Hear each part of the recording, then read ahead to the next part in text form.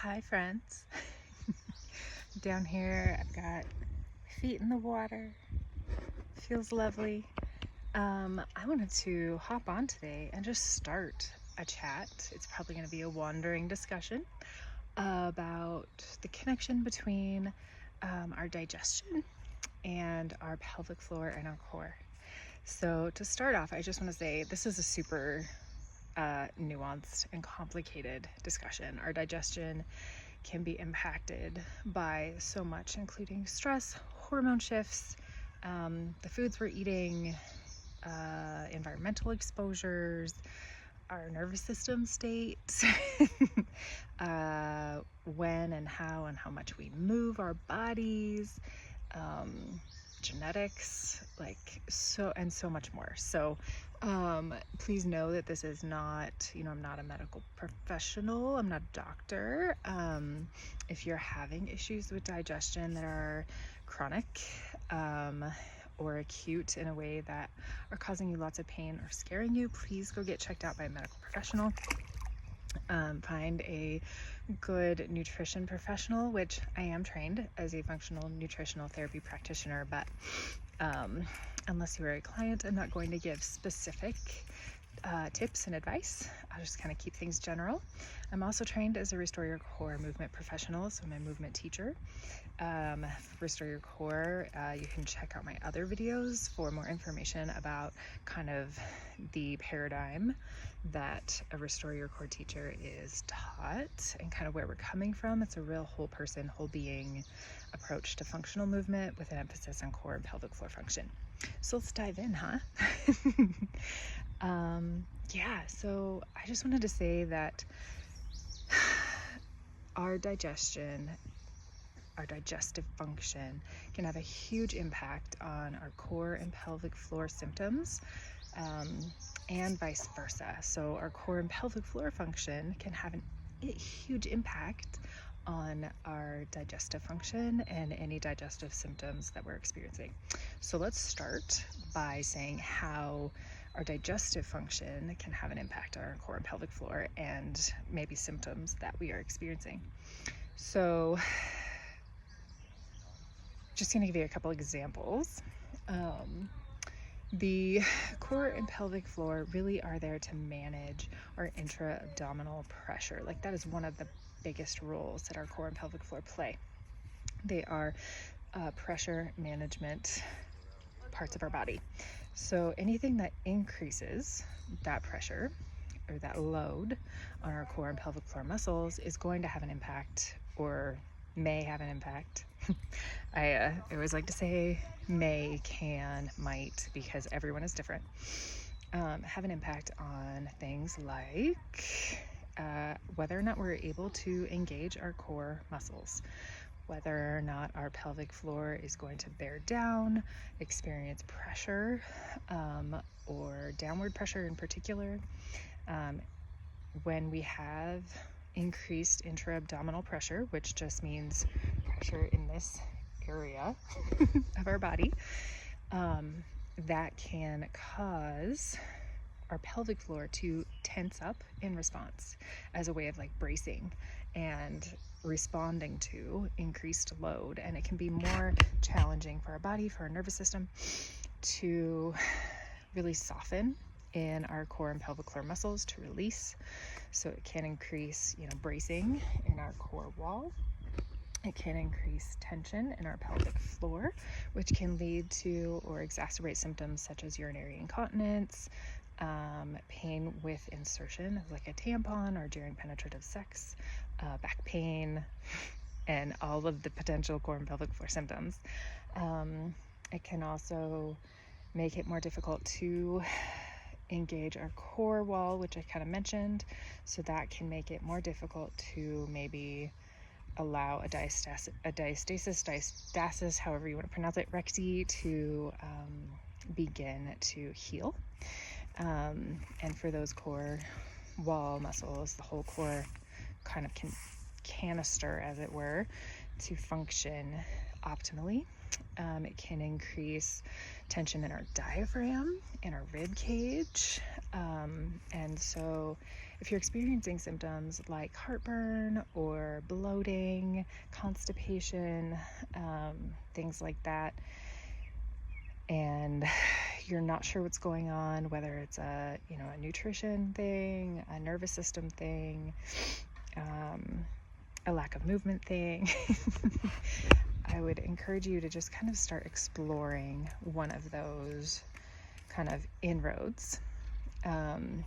Go with the one that is interesting to you right now, that feels accessible to you right now. You can always start with one and then explore more later. So let's go from the other end. So we kind of started with, if you're experiencing digestive symptoms, if your digestive function is not working optimally, how that can increase, impact your pelvic core and pelvic floor. And then let's do vice versa. So if your core and pelvic floor are not functioning optimally, you're not able to engage your core, you're not able to relax and or have a reflexive core and pelvic floor, that whole canister, it definitely can have an impact on our digestion. So if your pelvic floor is chronically tensed, not able to soften, it's going to be more difficult to have regular bowel movements. So you may experience constipation. You may experience constipation and bloating because your body's unable to soften and release. If your diaphragm is kind of locked up or unable to respond reflexively with your breath, that can impact your nervous system, which digestion begins in the brain. When we're stressed out, our body does not prioritize optimal digestion. And so stress can have an impact on all of this, right? So it's going to potentially impact our digestion from the core and the pelvic floor, because when we are stressed, our breath tends to be up here and less of a 3D whole body breath. If you notice you're not able to get movement in your lower rib cage, if you're only breathing into your belly with very little movement here, if you're only breathing up here, that can have a huge impact, as our core muscles, when we're moving and breathing and living life, are massaging all of these internal organs. So our diaphragm, which is up here, it also massages our heart. And as we breathe and as we move, it can have such a huge impact on the whole being experience, but digestion is definitely one of those places. And so many people will find that they're able to support their digestion the more that they're able to create a reflexive core and pelvic floor system. Now, what that looks like and what you might need to do to help support a reflexive and adaptive core and pelvic floor system is going to be unique to you, right? Everybody's going to be different. So for me and my body, I like to anteriorly pelvic tilt, which is where the top of your pelvis muscle bones tend to dump forward. So if you imagine that your pelvis is like a bowl of soup, mine likes to go forward like this. Some people like to tuck.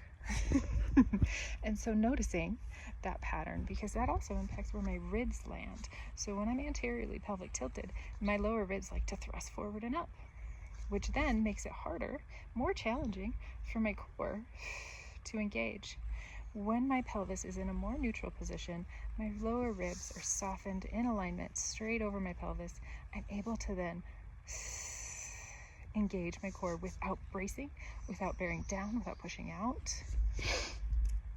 It's a huge shift. Now, your body might be totally different. Your patterns might be totally different, and that's beautiful. That's where taking a Restore Your Core class or something similar, or doing a one-on-one movement assessment session with an RYC teacher like me can be really helpful, because we can play with and expand the movements and postures and breath patterns that are available to you. So instead of being stuck in one, we can see if we can get out of that upper rib kind of fight or flight breath, or the only belly breathing, and more into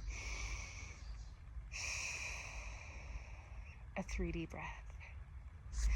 Allowing our ribs to really expand and move gently with ease, not forcing, not yanking.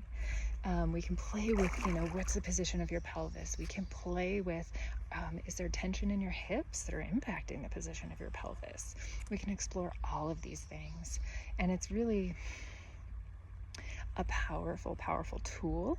And I definitely notice when my body is in a more aligned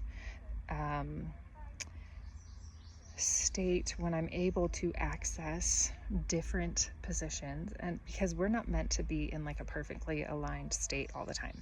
We need access to the pelvic tilt, to the pelvic tuck, to the rib thrust, to the rib collapse isn't the right word, but you know what I mean. We need access to all of these. And so the more that I'm able to soften and strengthen and mobilize in a functional way, slowly over time, I have a bit of a tendency towards hypermobility. And so that means that any changes tend to need to happen slowly and gently. I am the tortoise, not the hare. Makes it more sustainable for me as well. So when I'm able to do that, my digestion is much more smooth. It's much more comfortable. I experience less bloating, less constipation, which are my body's patterns. When I'm stressed, I tend to just kind of tense up and lock up and hold onto things. I'll let you take that wherever you want to. And then when I'm finally able to soften and release and strengthen things and just kind of expand what's available to my whole being, in my body, then my digestion can kind of adapt and do what it needs to do to help me be a more supported and healthier whole person. So I hope this gives you maybe some ideas to explore for yourself. As far as nutrition goes, there are so many things that we can do to help support optimal digestion, but we'll save that for another time. This video is getting kind of long. I just want you to know that whatever you choose to pursue right now, because it's what's interesting, because it's what maybe your inner knowing is asking you to move towards, that's great. Start there. And then maybe over time, when you're ready, you can add another tool. And so if you're interested in learning more, in having a one-on-one movement session with me, or joining one of my group classes, either in person or online, go ahead and go to my website, go to my upcoming events. You can also book a one-on-one movement class or assessment session with me there. I would be so happy to move with you and help co-create an experience where you get to know your body better, and you get to kind of play. That's a big one for me, is play with ways to support you in showing up in your life in a way that feels like it's in alignment with your values, and with more ease, less discomfort, kindness and curiosity and compassion as our friends along the way. So if you are interested, please contact me. If you have questions about this and you want me to dive deeper into one of the areas or another one that I didn't even get into, because again, huge topic, please let me know. I'd love to hear from you. Is there anything that you learned, anything that resonated? I'd love to hear. Love to hear it. So, okay. Have a wonderful day. Peace, love. There it is, love. Sending both of those your way today. Bye.